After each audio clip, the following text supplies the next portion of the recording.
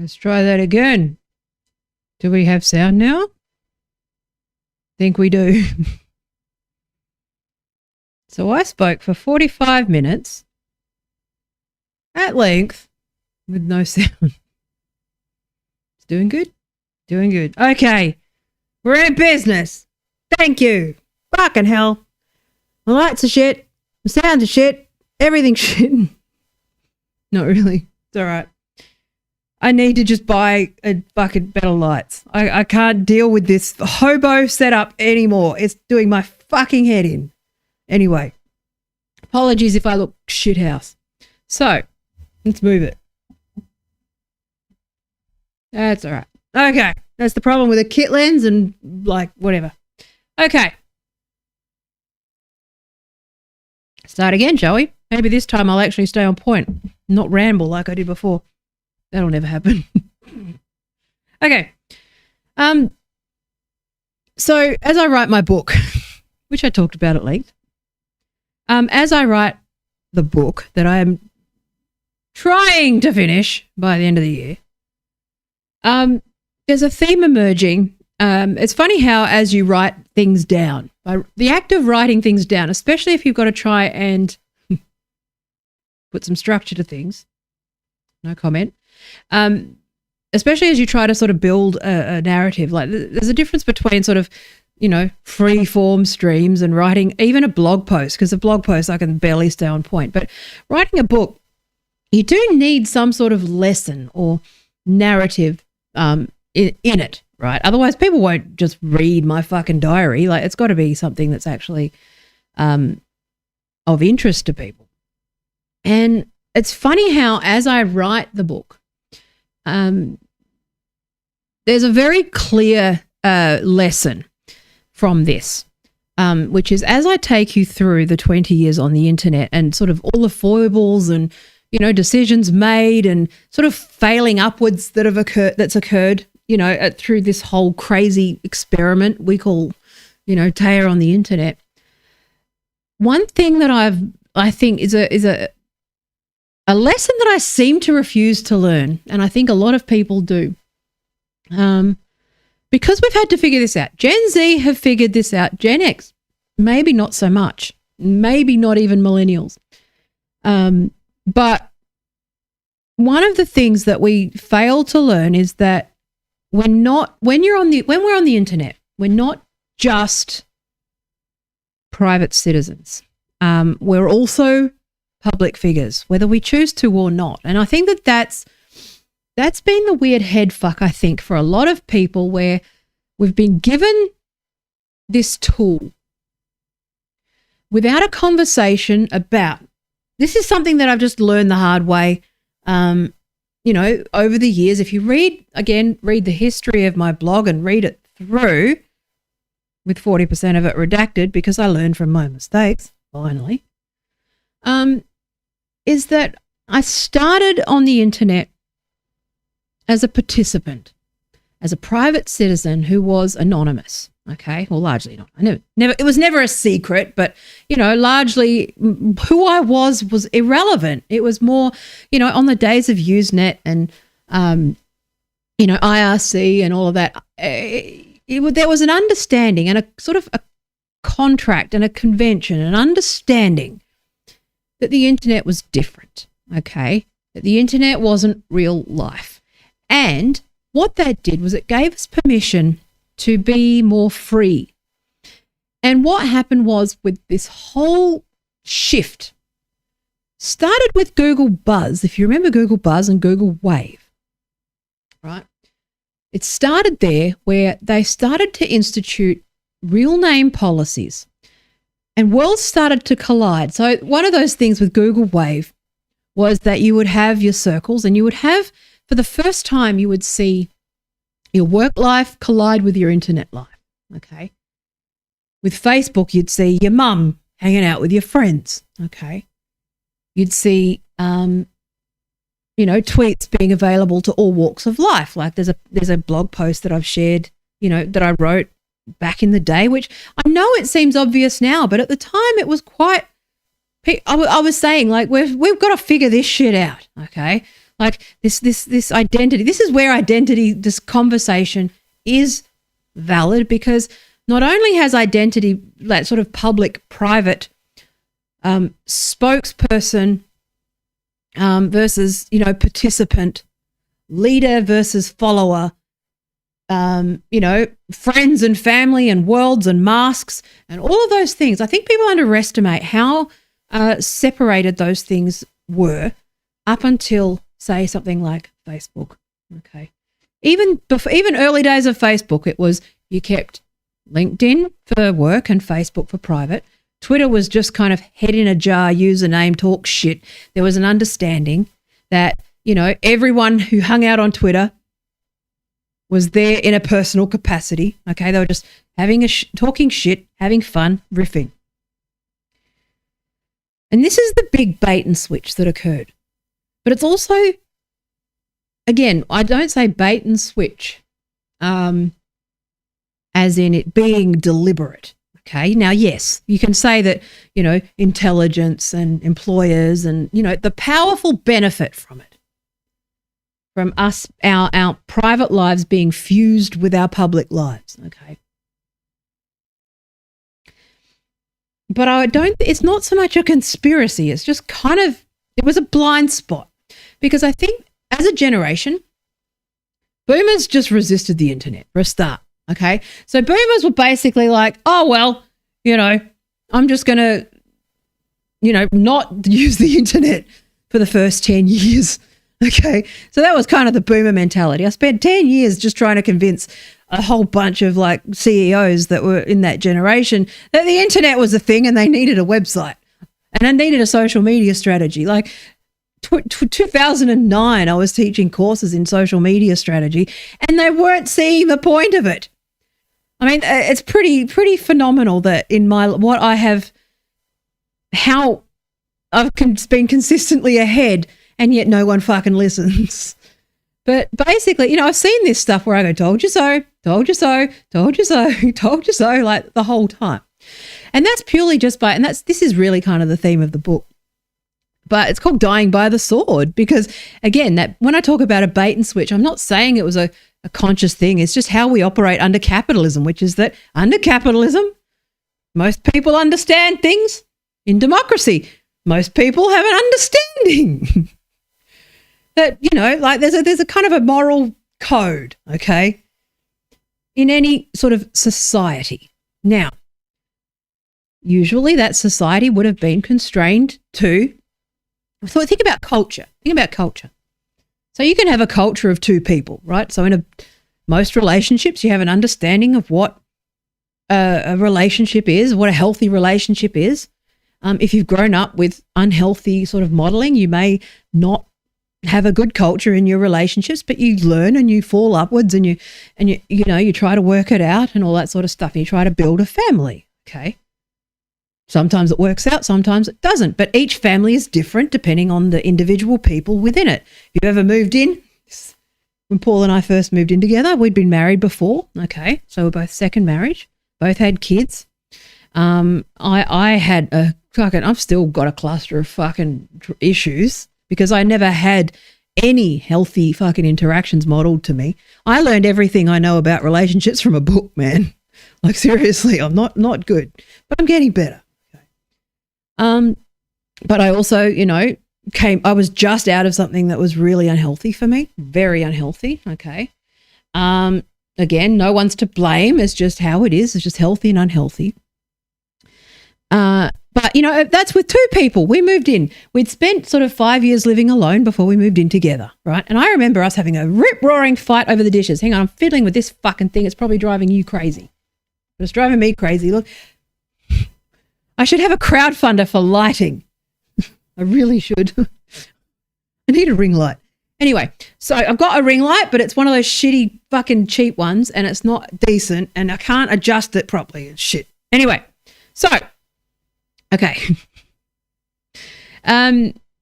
Now, yeah, so, when you talk about culture, you can have a cult, each person, if you think about personality and you think about, I think of, individual differences as individual sort of cultures. You're the product of a culture that you grew up with. Okay. I'm the result of my culture, which was my family. Okay. Not very healthy. I then go and move and, had one marriage fall apart. So you've on a second marriage, that's why statistically marriages fall apart like more the more you get married, because, you can either learn from it and break patterns, or, you just carry the baggage of previous relationships with you. And I had quite a particular amount of baggage. So, you go into this thing and you first move in together and you've got a clash of cultures, okay? Just at an individual level. Everyone is like a makeup of genes and personality, which is, a lot of genes as well.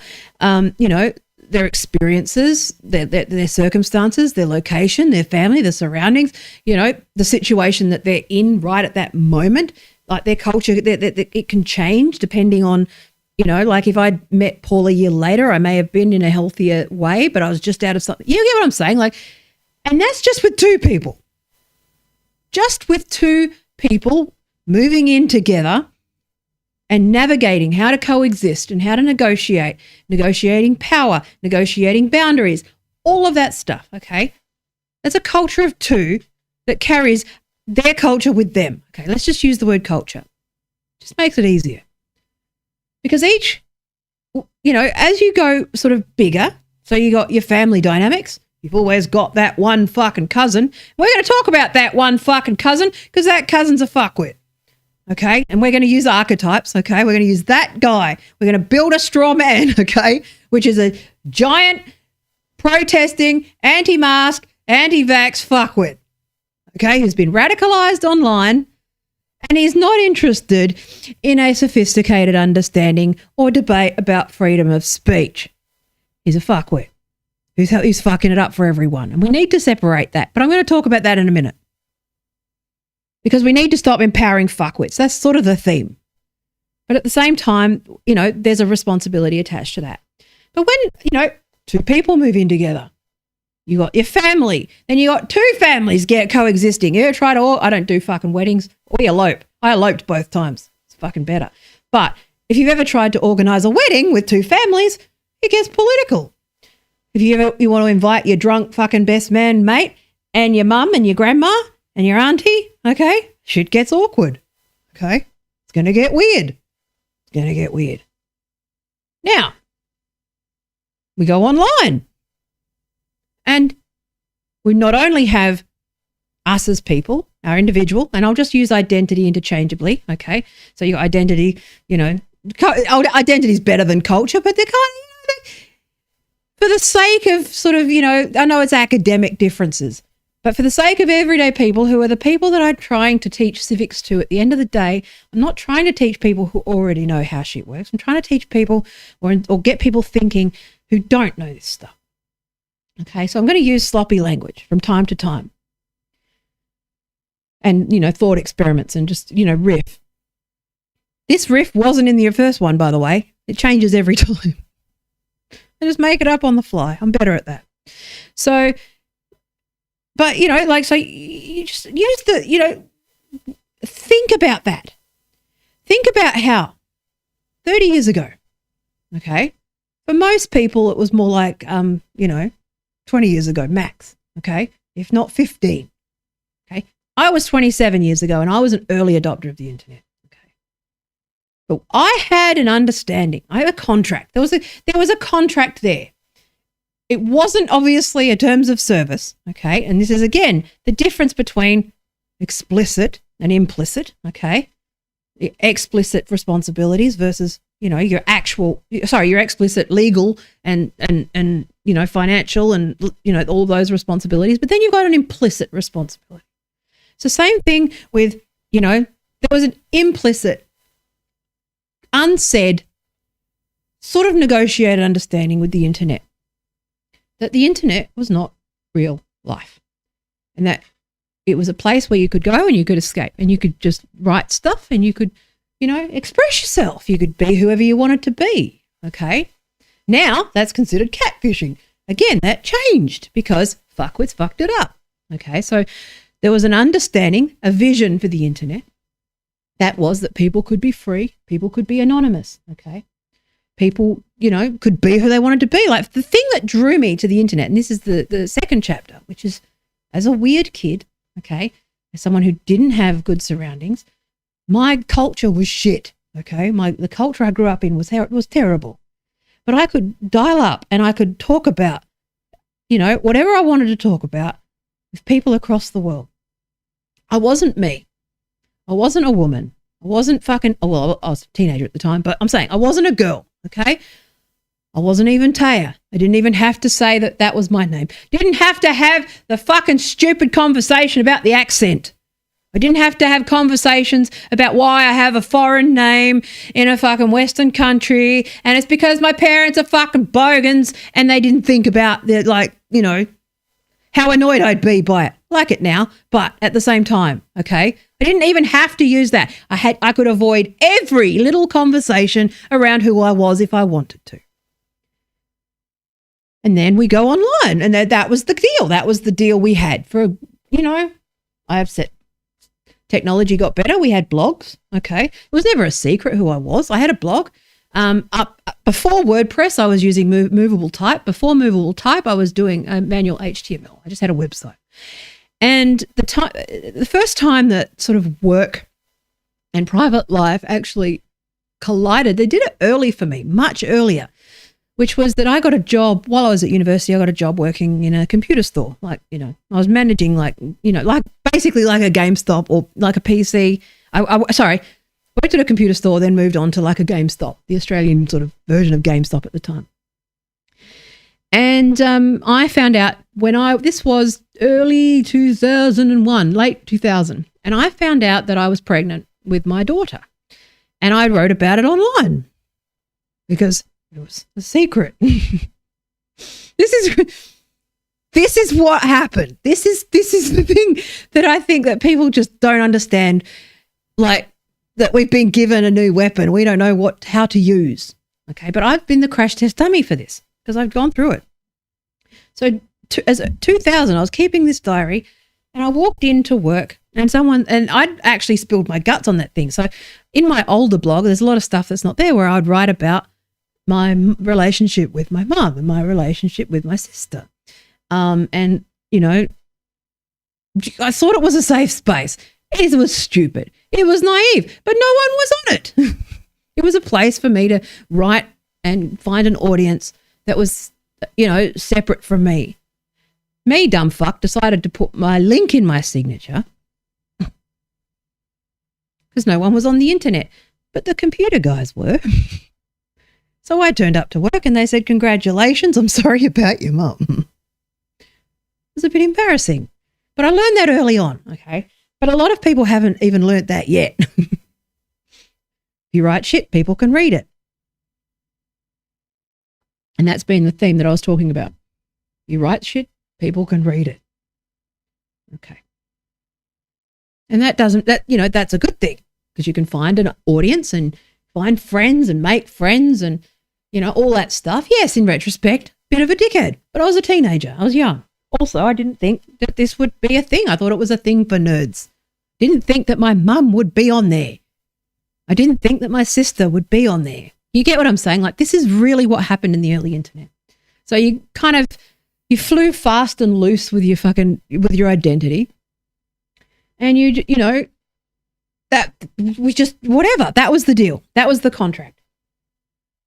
Then what happened when Facebook and Wave and Twitter and all those things, it all collided, okay? So this is something that we just haven't quite reconciled yet.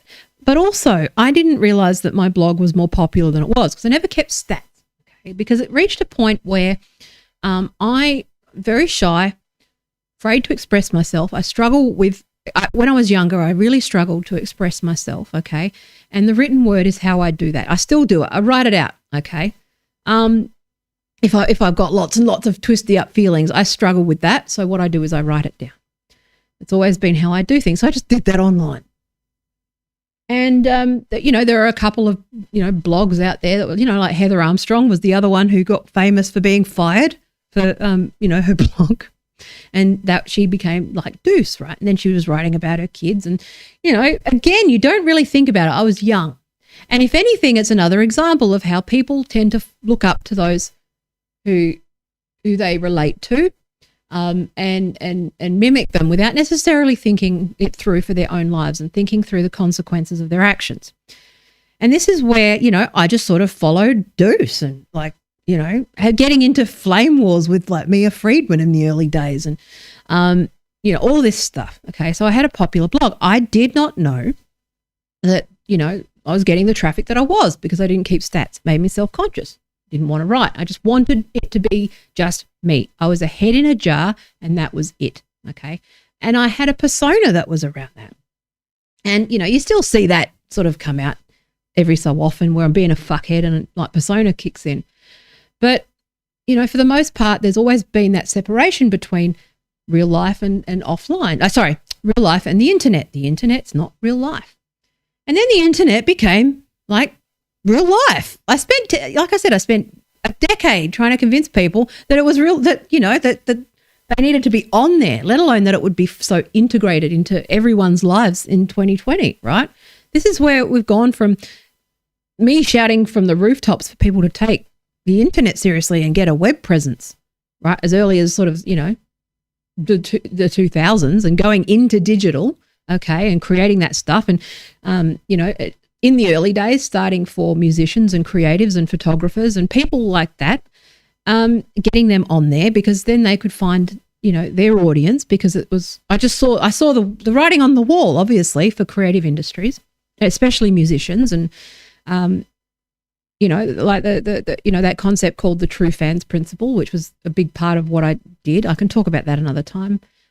When I had no sound, I went into a big ramble about the true fans principle, but it was irrelevant, but I'll talk about it again. There's emerging things coming up. There's, not emerging, repeating concepts. Okay. So a lot of my career was built on sort of finding models that sort of honored the true fans principle. Now, the true fans principle, very quickly, is if you can find, rather than, being at the mercy of corporations, like at that time it was the big 5 record labels. Now it's the big 5 tech companies. Same shit, different decade. More fucked. But basically, rather than rely on, we're always fighting these forces. We're always fighting these corporations, like these centralized, global corporations. The fight's not new. But, initially it was the labels, and basically the thinking was that if you could find 1,000 true fans that would buy everything that you produced, so, B-sides, singles, merch, tickets, all that stuff, build yourself a following, you'll see where this goes, is that, you can bypass that system and you can, live and you can be a working, happy, free musician. Okay. Not free as in free, but free, like free money. Okay. Or free beer. Free as in not fucking, free from oppression, free to create, free to speak, and free to create art. Now, the problem is that, that's always been the goal. Okay. Even Jack Conte with Patreon. He, Patreon is built largely on the concept of the true fans principle, which is that if you can find 1,000 people that will pay you, $5 a month, that's $5,000 a month. That's nothing to sneeze at for a musician, to do what they do and create all day. It'd be my dream to create that, to make that kind of money, just do this, right? And write. But, we'll get there in the end. We'll get there. Unfortunately, I am beholden to corporate stuff and having to produce products as much as because people don't pay me to do other things. But, it's always the dream to be, able and independent and able to do what you want to do. That's what we're seeing with Substack and all those things. It's an implementation of the true fans principle. Now, what we're seeing is people double dipping on that. Okay. Now that's Thursday's stream or Friday, depending on how I feel, which is about like YouTube and monetization. Like I've demonetized my YouTube account, for example, because, I don't think that it's the right model. I've been trying to fight that model my entire career, which is finding the 1,000 true fans who will stick by me and spend small amounts of money and believe in what I do and value what I have to contribute. Now, that's where it becomes tricky in a pandemic when everyone is fucking hurting and financially insecure and everything is, tense, and it's really hard to navigate. And that's why I'm just going to create a course for people on how to navigate this stuff and get through. And, that's how I can maybe make some money from corporates without selling out, is teaching them about this stuff. Is what's changed from a marketing and ethics point of view, is what's changed and how they need to be more careful about what they do. But there is this theme of responsibility. And that's where wokeism came from, is this pressure on corporations to do corporate social responsibility. Now, some are actually doing it, but most of them just hide behind this fucking bullshit. They hire a diversity officer and don't do anything else, right? We know that. So they just found a way to make money off of it and fire who they want whenever they feel like it. It's a good system. But so, people really underestimate the bait and switch that happened there. And I've lived all of it. And along the way, I've gone through all of this stuff and I've thought about it. And I think I learned very early on that I had power, with the figurative pen. Pen has power, right? The reason why it's called dying by the sword is because, the pen is mightier than the sword, but I'm also dying by the fucking sword, which is I'm dying by the very weapon that, I used and yielded. So that's, that title works really well because it really does sum up a lot of stuff. Again, I'm not famous by choice. Okay. I've had varying things where, fame has come knocking or influence has come knocking, and it's not who I am. I like to just be on the internet and have fun. I'm just fighting for the right to have fun and free and, make just enough money to be free. Like I, have my true fans and that's it. But the problem is that now it's become it's so poisonous. That model has become so toxic that now people are building like cults, and they're doing it with politics, and people are radicalized. And, this stuff doesn't happen in a vacuum. So I wrote a blog post last week, which I've shared at length. So do give it a read, but it's not my best work, but I'm just getting back to regular output. And again, I'm not paid like everyone else. Okay. I do what I can do. But I was talking about that, where this stuff doesn't happen in a vacuum. Okay. Which is that the reason that we are here, okay, in 2021 with all that uncle I talked about, fuckwit, okay, he's lost his fucking mind. He's not interested in the issue, okay? He's using the issue to lash out, to fuck shit up, to protest for the sake of protest, okay? And the problem is that there's bad actors and, various other nefarious forces online, okay?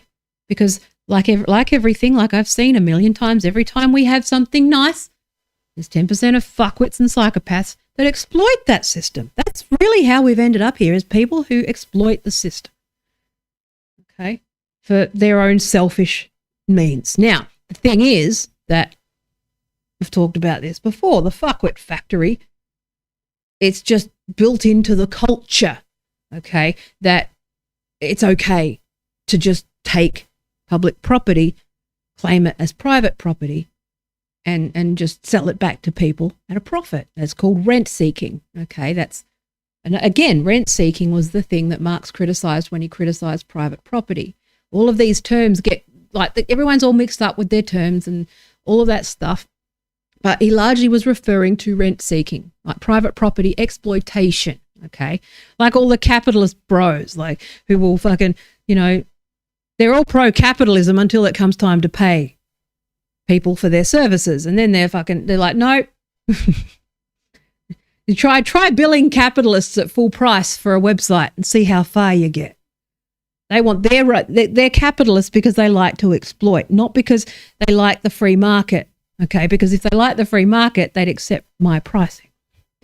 They don't. They haggle. Okay. So anyway, that was a side point. But we've got cultural problems here. Okay, this is a clash of cultures, like I was talking about before. An individualist mindset, which is one of, I have rights and my rights matter more than the broader, public good. Okay, that's America. I'm more important than my neighbor. And that Lord of the Flies mentality where if you're not fucking, I couldn't live in that culture of fear. I couldn't live in fear like that. But it is largely built on fear, resentment, individualism, hyper-individualism, and, a bad education system. Is anyone surprised? I'm not. I remember the first day of the pandemic. I was talking to my ex-husband and he goes, well, America's fucked. That's what he said. Everyone said, like, yeah, we all thought it and it's gone exactly as we expected. Okay. Again, that's the fuckwit factory. There's more of them. But again, it's like there is I'm not going to go into individual and collective and all that stuff. We can talk about that another time. I want to talk more about the story of the internet. And what happened was that the hyper-individual fuckwits moved in, made en masse, okay, around, well, they were always on there, but they really, America Online is another chapter in the book. With, everyone with an AOL.com address on Usenet they just exploded all over our fucking space. They have no idea like how it was received in the early days, which was that you'd make friends with, individual Americans, but Americans en masse with their AOL.com address were fuckwits. And they were dominant. They were loud. And when September 11th happened, it became unbearable, okay? There's been this mass corporate dominance. And then there's the big debate over the sort of RIAA and all of the music stuff and all that, copyright. All of this stuff has come back to roost, which was that, and along the way, I've fought it along the way. Okay. Now, when I talk about the business model, which is that people just decided that because people wanted to be free, okay, free as in freedom, not free as in beer, that's always been the problem, is the principle of, this is the problem of rent seekers and the problem of capitalism in general, is that, like I said before, you mean it in a certain way, which is the internet is free. Problem is, everyone decided the internet, you didn't need to pay for content. You didn't need to pay for things. But people need to eat. They need to make money. If you're producing content, you need to make money. So everyone was like, okay, well, let's not fucking change anything. Let's just learn from television, shall we? Because that went really well. The TV news was reputable and fucking reliable, wasn't it? Let's learn from that. Okay, now up until then, if you work in an advertising agency or you work in television or you're a journalist, okay, there's an ethical framework that you generally abide by. Marketers, okay, there's an ethics code, which is that you need to make it clear whether it's an ad or like actual content. So branded content is actually unethical. Okay, this is how so much has changed. Okay, you need to focus. You have to be truthful to the customer. You have to have the customer's needs, at heart, which is what I've always done. And all of these things. And this applies to politics as well. Like all of these institutions, they have a responsibility to people, to make sure that they are transparent and truthful as much as can be. And this is what the internet blew open, because what happened was all the fucking crooks moved in. And they started making money. The reason why I quit digital is because I realized that I can't compete and be ethical. It's a race to the bottom. That's the reality of this industry, okay? Which is that there's this thing called dark patterns, which is all the annoying shit that you see, okay? The manipulative stuff in design, okay? They're design patterns that are designed to manipulate you, okay? Like I'm just trying to, like the color of again, there's okay stuff. It's like a traffic light system. There's stuff that's like benign, stuff that's sort of, amber, ethical, depends who's using it. And then you got your full on scammer MLM, buy my free ebook, make it impossible to leave, unsubscribe, trick people into a subscription when they think they're doing a one-off payment, all those sorts of things. There's all these tricks, unethical stuff. But those became mainstream thought with marketers who weren't trained, okay, in anything. So basically there were no standards, okay. And also, internet, it was kind of like the worst parts of every industry just collided in this one sort of grifty MLM Frankenstein's monster that fuses televangelism with MLM, with fucking politics, and it's all just, it's gone awry, okay? And this is part of the problem, is that now we've got to kind of reverse engineer some of it, put new stuff in place that should have been there to begin with, okay? Like these codes of conduct, like, terms of service, hate speech. Again, like I said, that first contract that you sort of, again, an implicit contract that you had with the internet was that you could be free and that you could say what you wanted, and that, people, but now it is just so, this stuff travels with such velocity, first of all. Second of all, you had to be smart to get on the internet. That's what people don't realize. You had to at least be able to use a computer to get online, okay? There was a barrier to entry there. Again, that can't be underestimated. You had anonymity, okay? There weren't a lot of people on there, okay? There's lots and lots of things that just changed, okay? That just changed. And Gen X especially, I think that this is our big generational fight. You know how like with boomers it's sort of, property and climate change and, all of those sorts of ideas, housing. But for us, it's really about data and surveillance and tech. And, like as a generation, there were blind spots. I mean, I raised concerns over the years. I went, okay, I don't know if this is a good idea. Life events, when insurance companies were talking about life events and data, this is back in 2011 at a conference, and they were just talking about, and Woolworths were talking about contextualized experiences, like when you go to the self-serve checkout. If you go to the self-serve checkout and or you shop online and it recommends products to you and you go, how the fuck did they know that? That was something that I know that they designed. I was actually in a couple of meetings with that team on that, and I decided not to work with that because I didn't think it was ethical. But what they do is they cross-reference this is why I don't sign up to loyalty programs.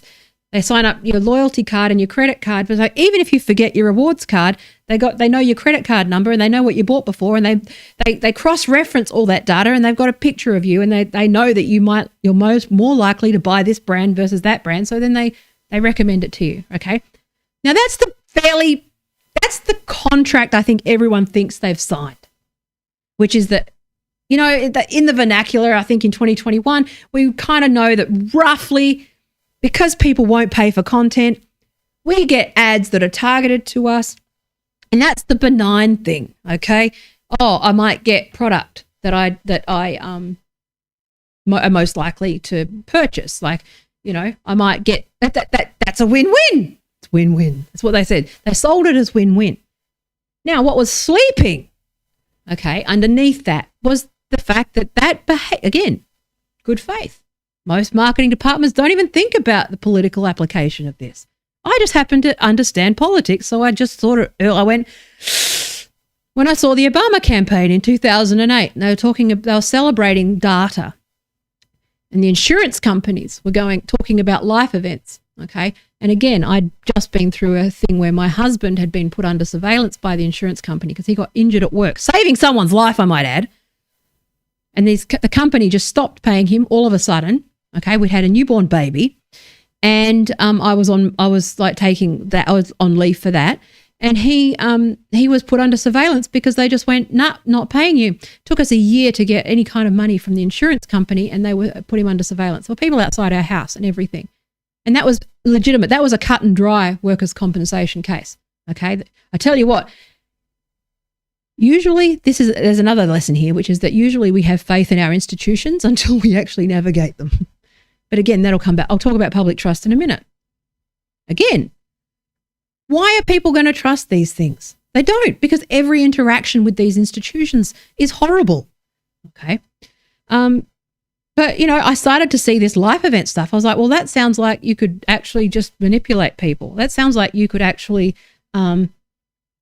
guilt people, manipulate people, target people for characteristics and demographics and other things. And that sounds like it could be misused in like an insurance risk situation to deny people insurance, right?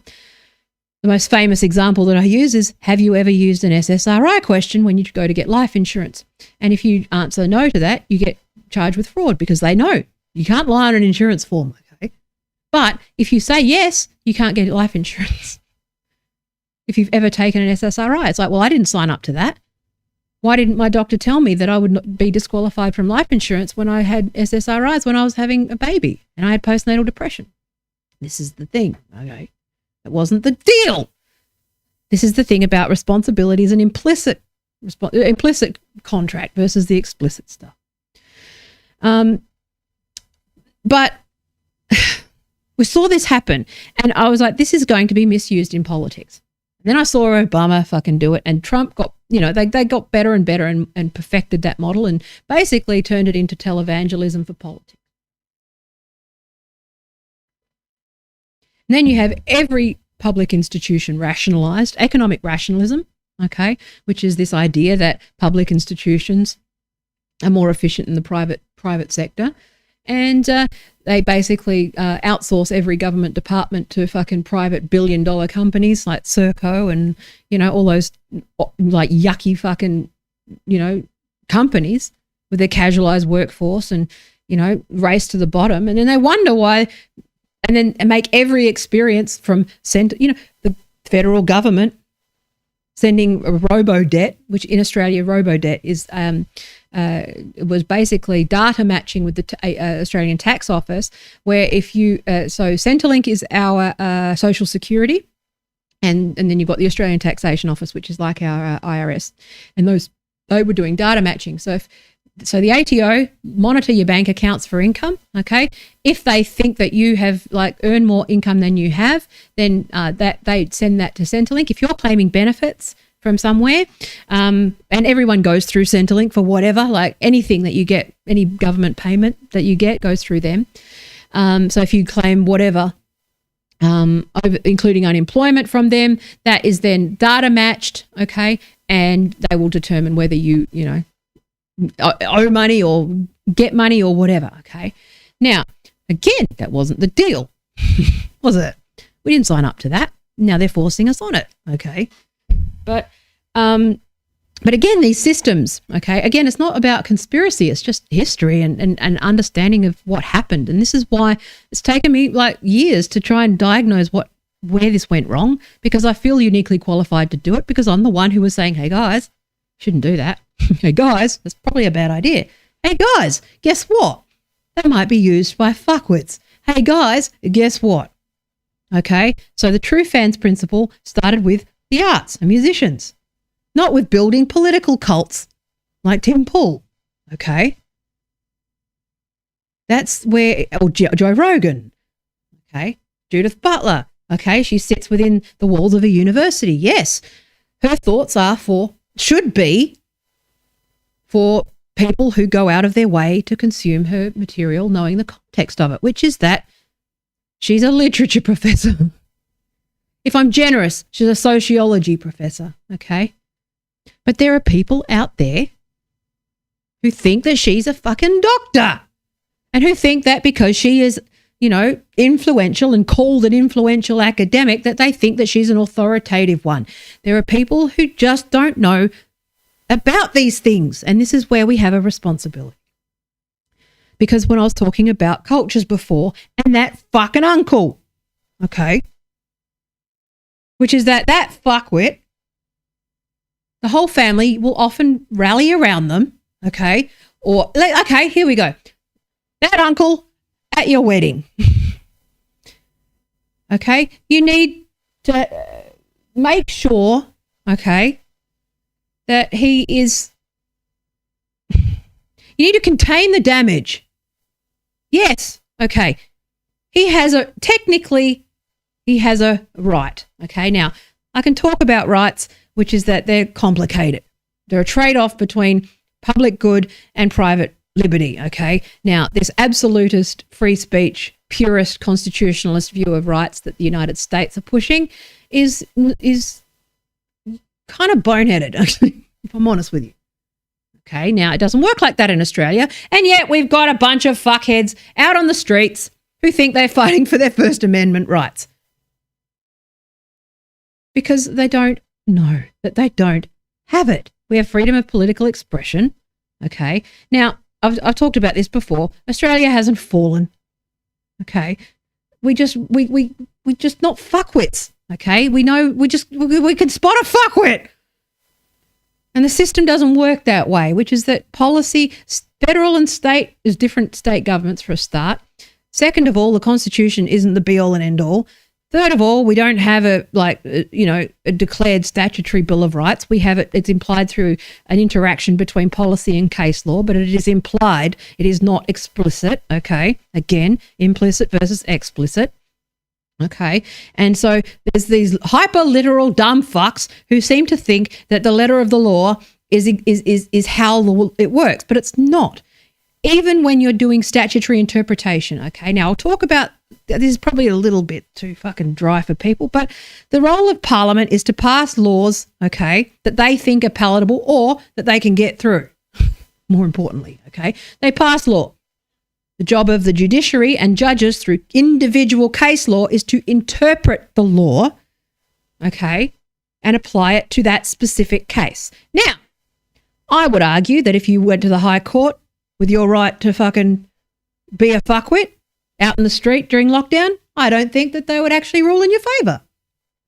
And that's because that's the role of case law, is to go, no, it depends. This is under these circumstances, this situation, I think that this is blah, blah, blah, okay? This is the judgment. That's how we've gotten to where we are, okay? Hundreds and hundreds of years of fucking common law, okay? And that's where freedom of speech comes in, which is that, people should be allowed to express themselves, but at the end of the day, the interpretation of the law is what matters. Now, when you do statutory interpretation as a judge, you don't just look up fucking the word in the dictionary, okay? Part of being a judge is to understand the history, the context, the people, the situation, the implications of the judgment. Yes. The intention and spirit behind the law.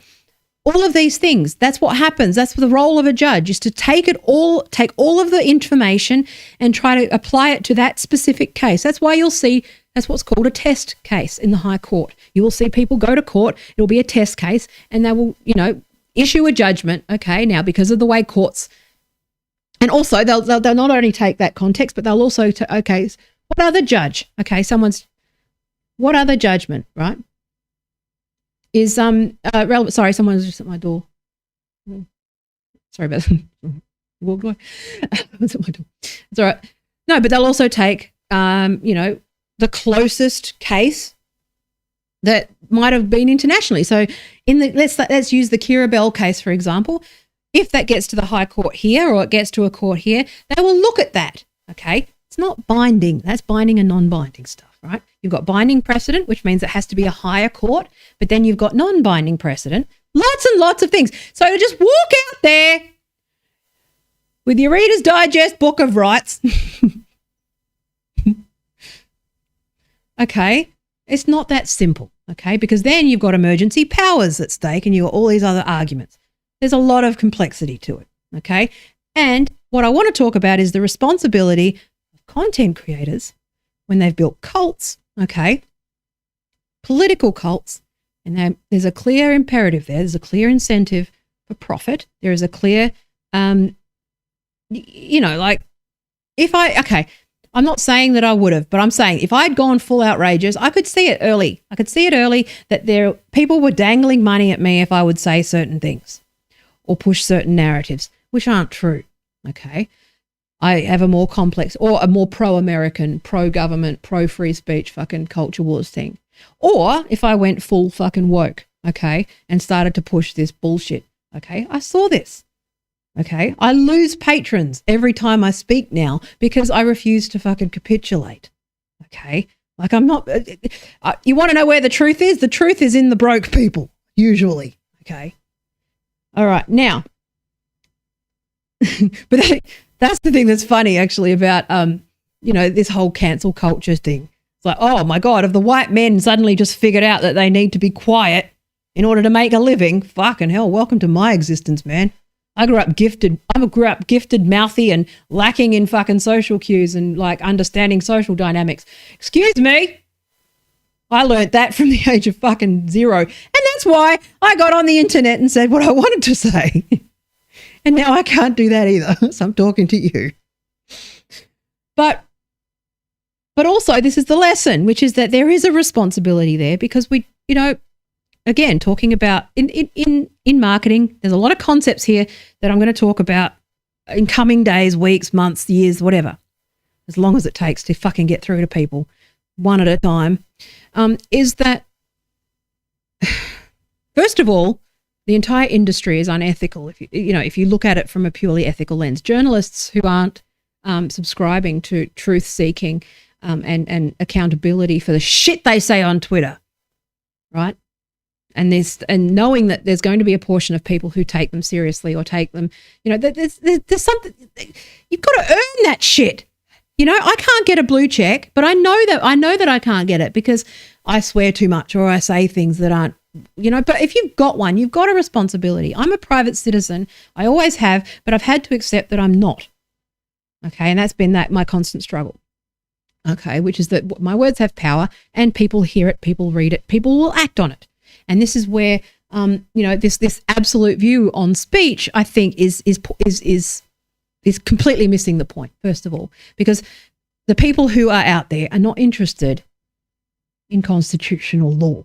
They're not interested in the academic debate. Now, this is I think the revelation that I've had, which is that there's a time and a place for these conversations.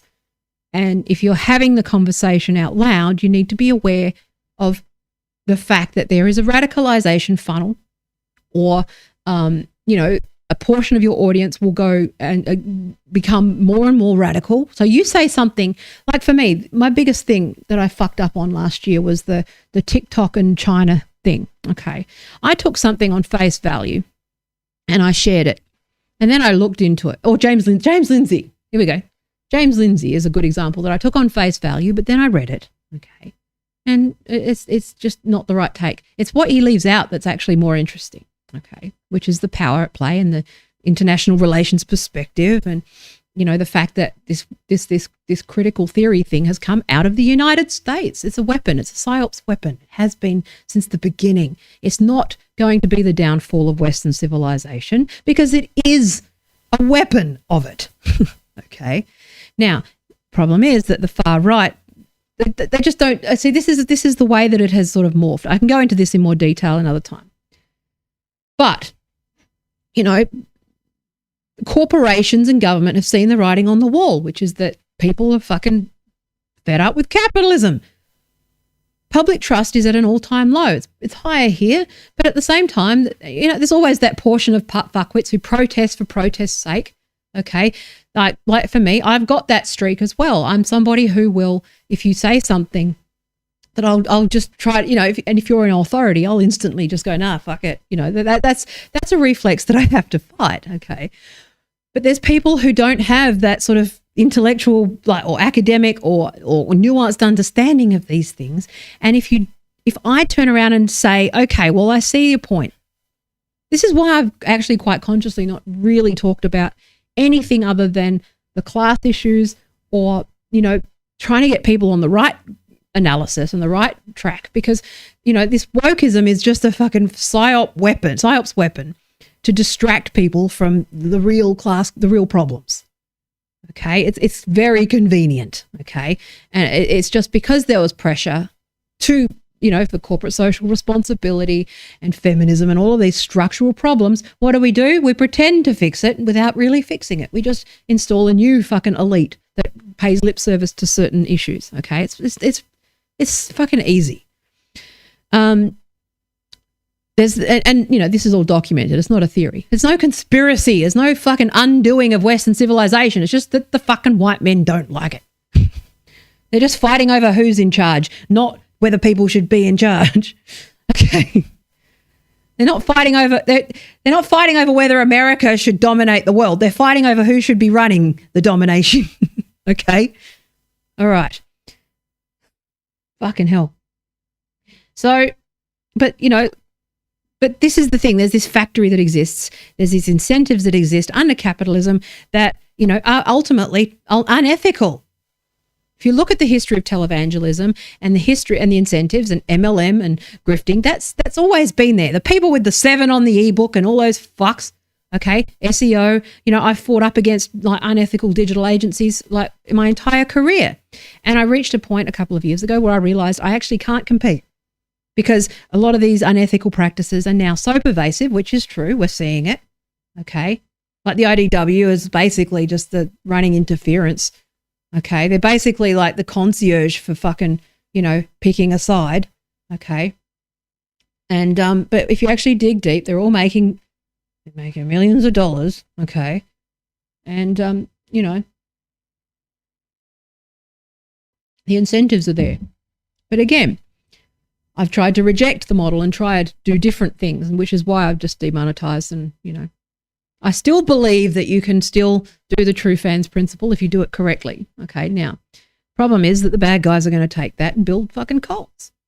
And that's what we're seeing now. And what we're seeing is a radicalization funnel. It's the same fucking tactics as ISIS. I've showed you these things before. Again, I'll you know, flesh this out in courses, but we're just, you know, talking.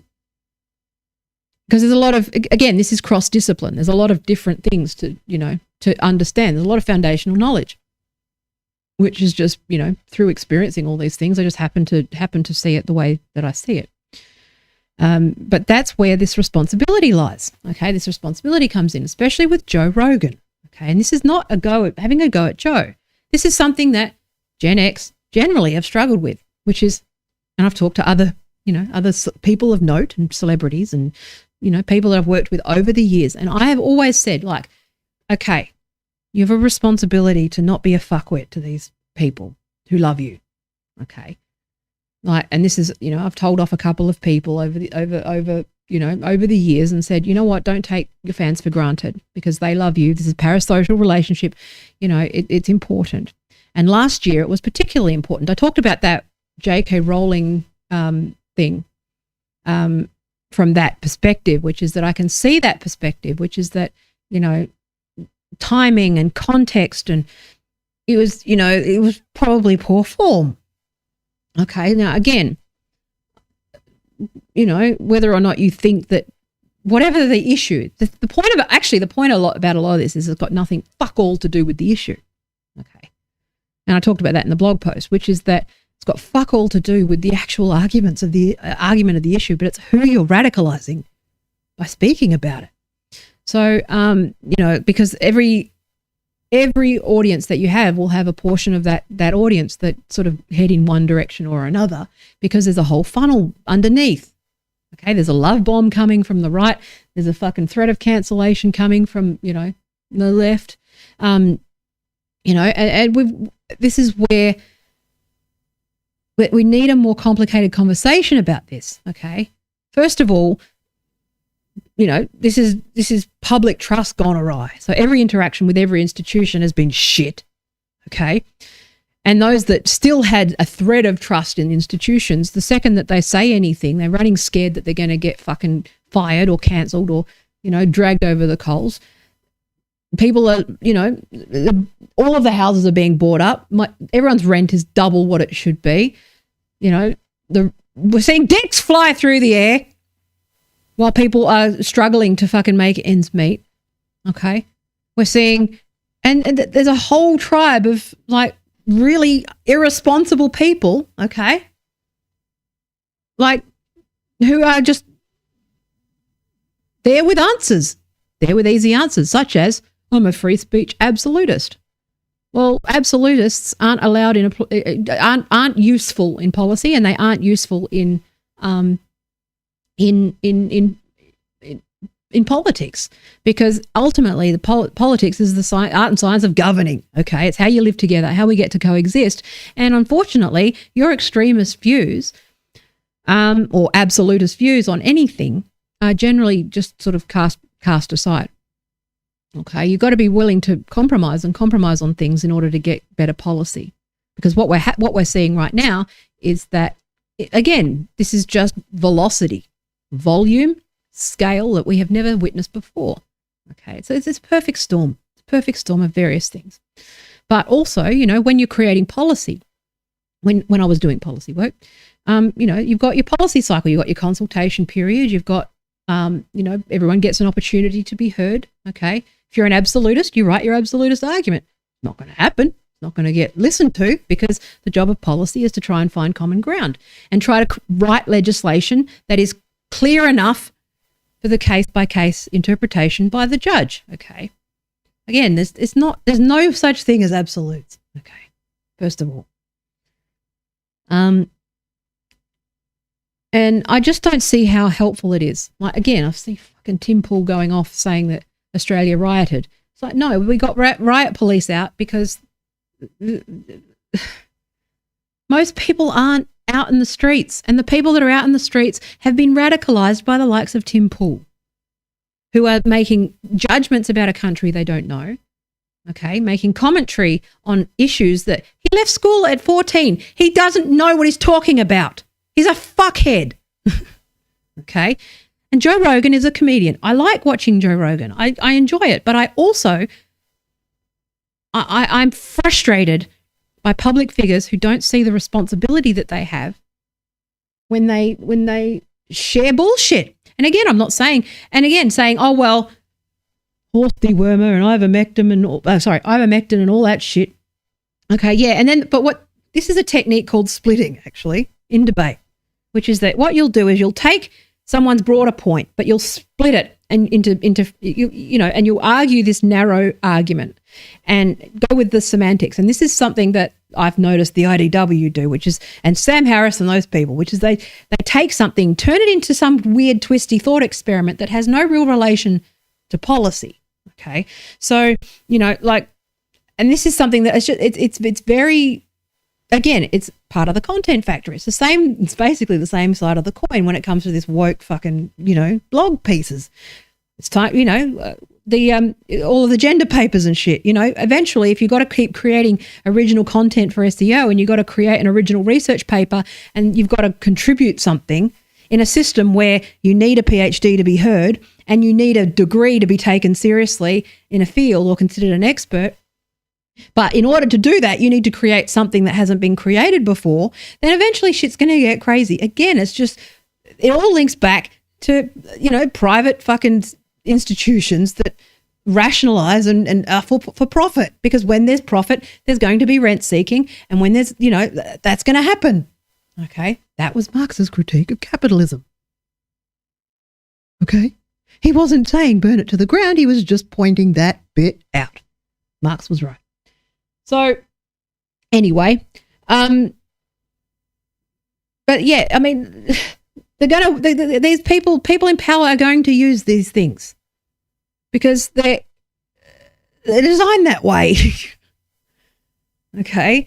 But this is where we need to have a better conversation. Okay. Because unfortunately, the last few people, okay, the thing I find funny about cancel culture is that suddenly everyone's surprised about shit that I've known about forever. Oh my God, my words in the workplace, I might lose my job. Oh, fuck. If I open my big fat gob at an inappropriate or inopportune time in front of everyone, I might fucking lose my job. Yeah.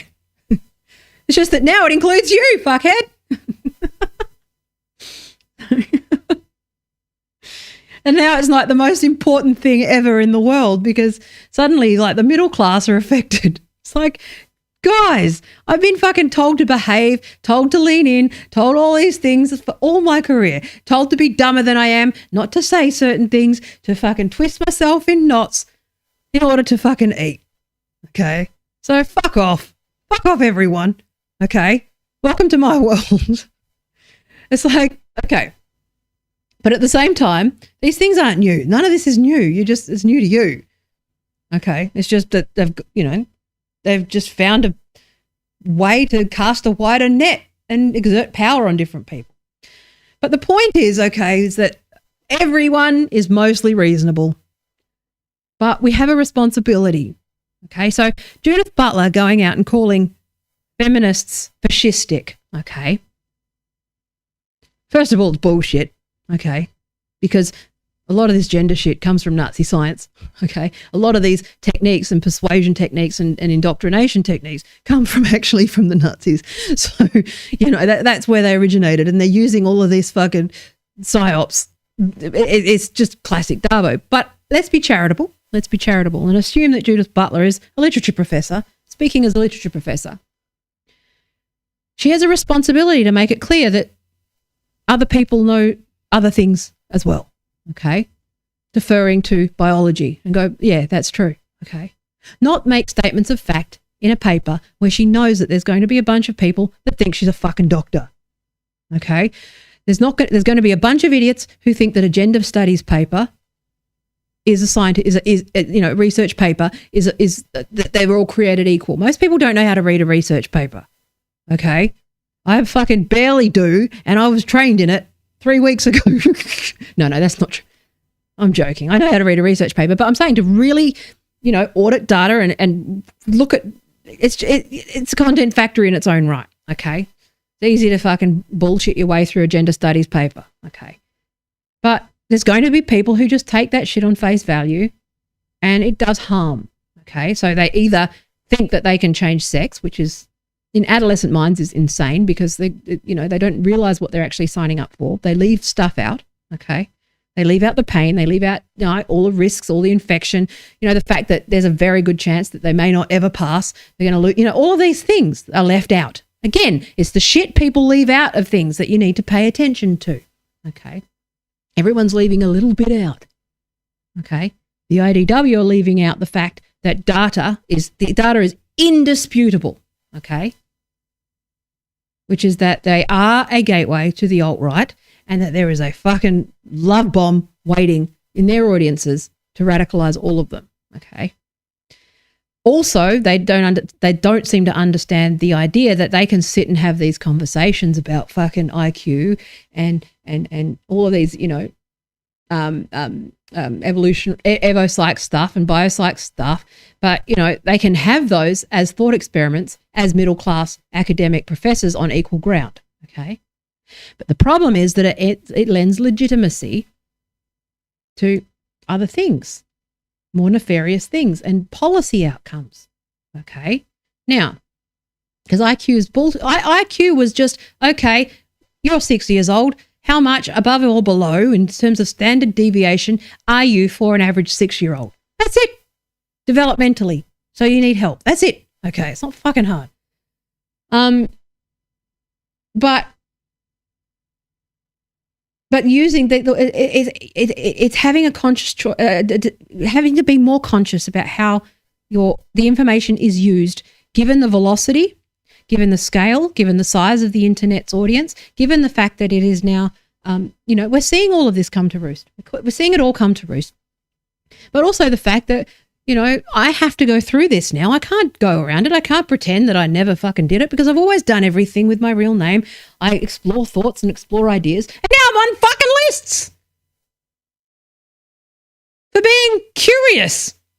And going through and being a bit confused for a while and being associated with these people and then realizing that I was actually serving a machine that I actually patently 100% disagree with. Like, for example, the fact that a lot of gender criticals haven't read Janice Raymond, okay, and don't realize that Janice Raymond is actually that's pretty fucking terrible, okay? It's not a policy outcome that I advocate, okay? It's just, we got to get past it. This is the thing about using books and ideology is unless you're a scholar in these things or unless you are an expert in these things, and if you're speaking about something that you're not an expert in, I try very carefully to only speak about things that I know about. I wander off from time to time. I know a lot about a lot of things, but there's, I joke that I know 4 things, okay, which is my political theory and politics, policy stuff, okay, political shit, and digital everything, digital marketing, and what was the other? Psychology a little bit, and another thing. I don't know much about anything. Oh, people shit, behavioral shit. I don't know anything else, and I try not to wander too much out of that. And, you know, obviously those are big, broad schools. I mean, obviously they all fall under philosophy. They all fall under history. But I would not sit here going that I know anything about medicine, right? It's so frustrating that people don't understand that a large portion of people are not okay right now. Now, I think I could have forgiven it 5 years ago. Okay. 5 years ago, I'd go, oh, yeah, well, okay. The internet's going to internet. People are going to be dickheads. But people just are suffering. They're not okay. Our institutions are failing. Our leaders are failing, okay? Our leaders are failing to lead. Our leaders will not address the fact that people fucking killed themselves over robo-debt. Oh, yeah, I was explaining robo-debt. Robo-debt is where they sent debt collectors for people based on incorrect data to people telling them that they owed thousands and thousands of dollars, and then sent debt collectors after them. And 2,000 people killed themselves as a result of that pressure, because our unemployment benefits are still fairly low, okay? Still more than fucking, you know, other countries and stuff, but absolutely inadequate. It is subsistence, right? It's atrocious what has happened to our once robust healthcare system. But if you go into an emergency department, you see, you know, public trust is it's at every touch point of government and it's every institution, okay?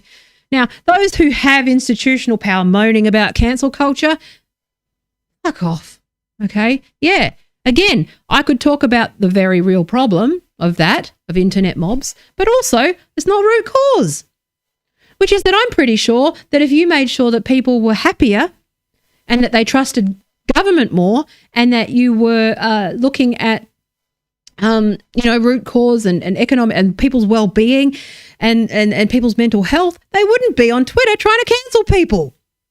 Okay? This is like, it's this absence of fucking thinking. But also people who are just sitting there using these issues as content. Okay? I got called, me and Constantine fell out from trigonometry. And he called my work content. And I was like, fuck off. My work is not content.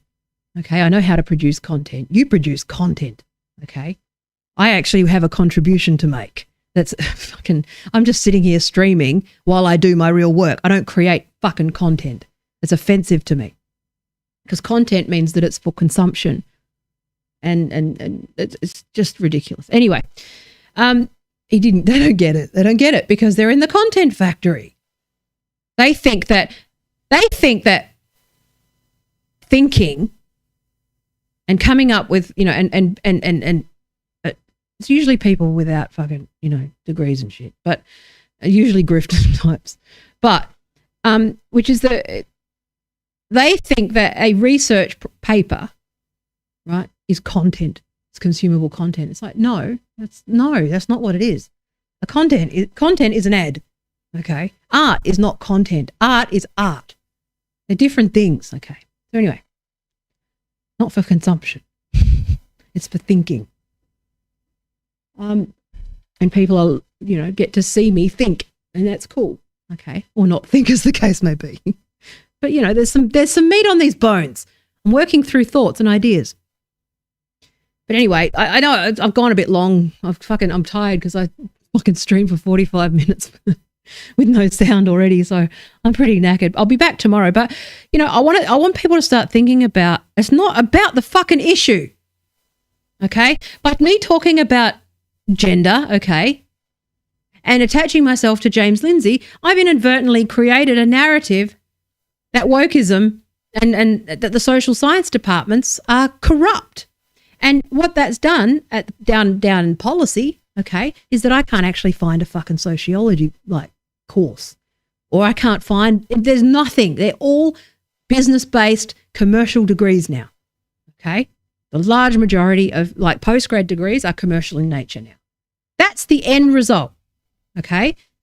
Whether or not you think that that's a good thing is up to you, but I don't think that that's a good thing because, you know, this is throwing the baby out with the bathwater based on the fact that no one's really talking about the root cause, which is that idiots are fucking taking Wikipedia ideas of philosophy and turning it into content. Simple. Fucking hell. Anyway, I'm done slagging off everyone. I'm done alienating everyone. I'm pretty good at that. My light's falling over. That's why I'm fucking around. But I'm going to go. It's been an hour. That's way too long for like one day. It's way too much, Taya. But I'll talk tomorrow. Tomorrow I'm talking about that's how you get on a list. So it's pretty much the same thing, which is, again, responsibility, which is people need to start thinking about the implications of things. Okay? The implications and the responsibility you have. And I'll we'll flesh this out. This is a course as well. I watch this back and write down the ideas and put some structure. This is my brainstorming and stuff of how to, go to that next level and have a course in it. So as for people, leaders and stuff, because I've been asked to consult on some stuff. But it's not about vaccinations. It's not about the protest. It's not about gender. It's not about the issue. It's not about free speech, because the people who are radicalized on the ground don't care about the issue. What they think that they've got a tyrannical government and they're being violent and they're being ridiculous, and serving that narrative only makes things worse. Okay? I don't like the government either. I don't like the fucking systems we live in. In fact, I've been pretty highly critical of them, but that's not this isn't the answer. And I think having a thought for what you're feeding every time you contribute to a conversation and not vetting or fact checking or even thinking that there might be another fucking alternative point of view or being curious and knowing when to shut the fuck up and stay out of your lane, rather than like creating content and sharing it with 1 million people or 3 million people, or, realizing that there's going to be a bunch of people out there that act on it. You're responsible for that. It's a cop-out. Okay? Because if you want to build something based on this true fans model and based on, you know what you're doing. If you're making money doing this and you build an audience, you know what you're doing. You know that you've built a cult and you need to be responsible for the cult that you build. Okay? And that doesn't mean that I'm being authoritarian. I'm saying don't be a fuckwit. We live in a society. Don't be an asshole. Okay, America have just fucking soiled everything with this is hyper-individualist, highly weaponized stupidity and selfishness. And I just want to get people back. This is not about authoritarian versus any. It's like fucking get off Wikipedia and stop being a fuckwit. Okay? You're hurting people. And from a policy point of view, I know the people who are trying to get this stuff to happen, okay? And they're fucking upset. They're confused. They don't know what's going on. And they're asking me, why the fuck? And I said, well, it doesn't happen in a vacuum. You shouldn't have called them a TERF, and you should have listened to them earlier. The government can't fix robo-debt. They can't fix these things, and they won't. And they won't listen to my advice. This is just, but don't make it worse. Make it better. Try to commit to making the world a better fucking place. Like me. Well, I swear at you, but I don't give a fuck. Because my intentions are good and I'm thinking. So anyway, I love you. I'll be back tomorrow. I'm trying to do every day. I know an hour and a half every day is a bit much, so I forgive you. But it's here. It's here on record that I said stop making things worse. And, if I start a story and I haven't gone back to it, a lot of it's coming in the book. Some of these things are just themes that are coming up as I'm writing the book. This is just my riffing stream, so I'm good on camera. That's it. But I would like it if people could fucking help me and support me and help me prove that you can do it without advertising. But I don't think that that's the case. I think I've been defeated I've been defeated. I'm wrong. People want everything for free. They want to consume everything for free, and they want it fast, cheap, easy. They want easy answers, and they want to be told what they want to hear. They don't want to be told what is actually correct. And correct is complicated and hard and scary, and that's unfortunate. But I'm going to push through and try to do my bit, and at least it's there. If I die from fucking something tomorrow, you got 600 hours of content to remember me by. I'm on the record. So I love you. Thank you so much for your precious life seconds. I appreciate it. I'm sorry about the sound thing. If you checked in and it was and then left, I'm sorry about the sound. I was fucking with settings. I'm going to try and fix my light. I'm holding it up right now so I can finish the video. I love you. Stay well. And please just stop and think before you share propaganda or share bullshit. And just think about the idiot on the other side. Think about your uncle who will take that shit literally and pull a gun out, okay? Someone who will react and kill themselves, okay? Think about it. People aren't well. Anyway, I love you. Bye. Where's my end button stop? Bye.